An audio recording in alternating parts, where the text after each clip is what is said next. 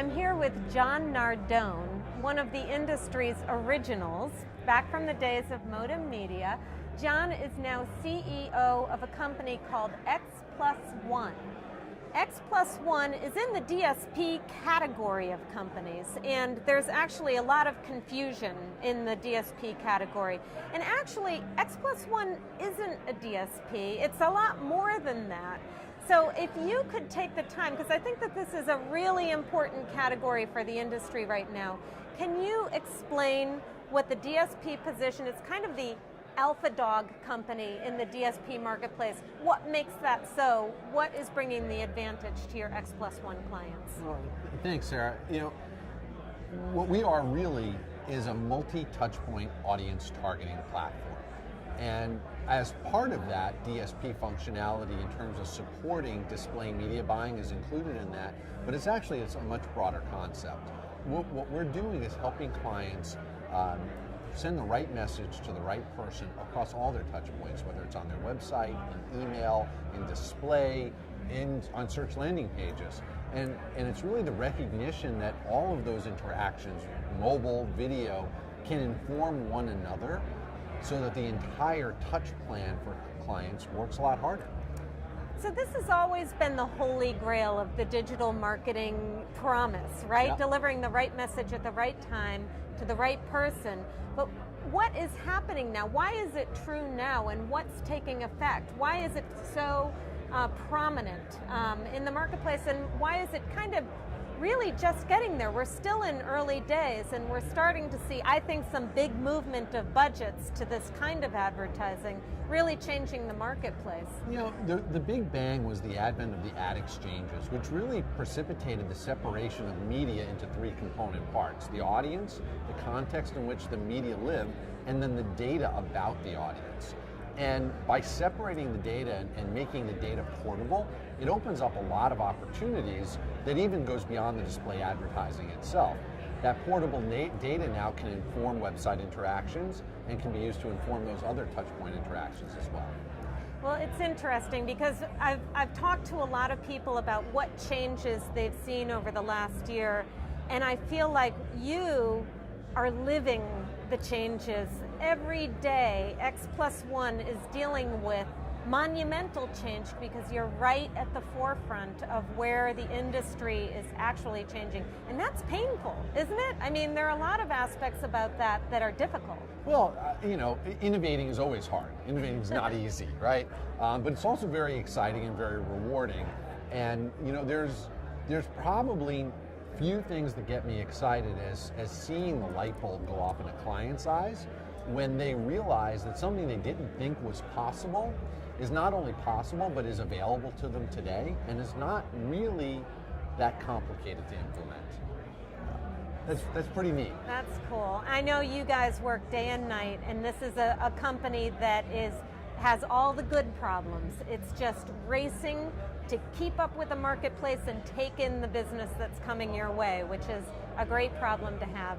And through it all, I know you manage to have an active family life. And I wanted to talk to you a little bit about your son, Nicky, because a very exciting thing in your family, your son, Nicky, he went to the Junior World Series. The Little League World Series, he did indeed. And Nicky's 13 now. He played as a 12-year-old for Little League, and he's one of a set of twins.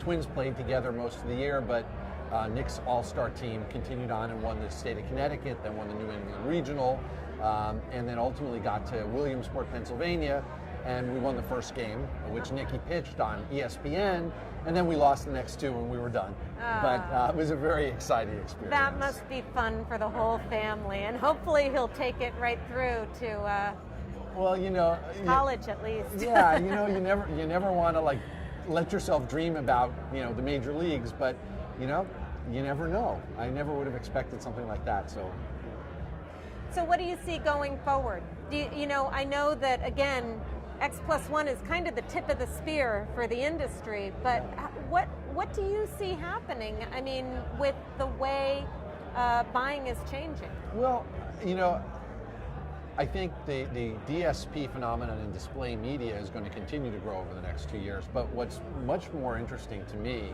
is not just looking at the display media in isolation, but how that portability of data across all the touch points begins to change the client's planning process.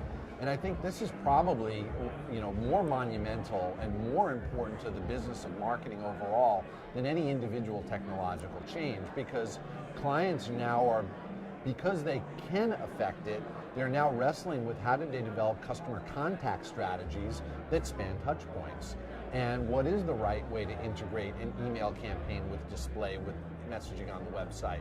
These are questions that haven't been asked before because it wasn't possible to act upon them.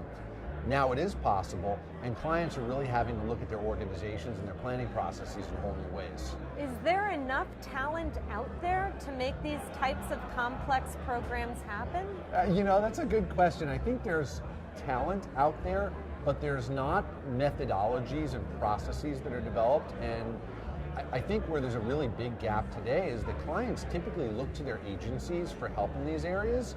And most agencies are very siloed, and so you have a digital agency that may have a display group and a social group and a search group, but rarely are they integrated.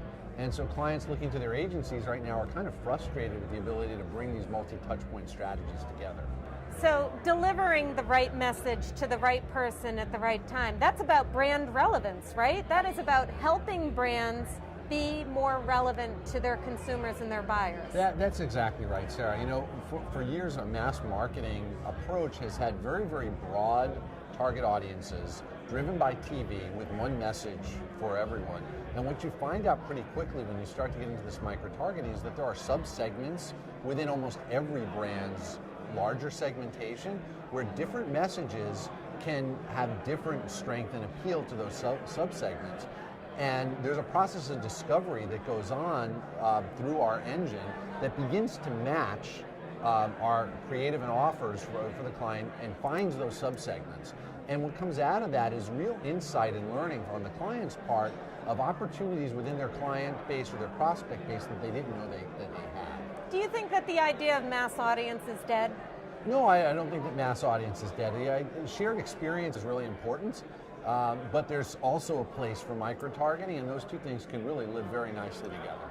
I agree. I'm glad that you're doing it for the industry. Well, thank you very much for having fun at it. Thanks for being with me tonight. All right. We'll have a drink later. Thanks. All right.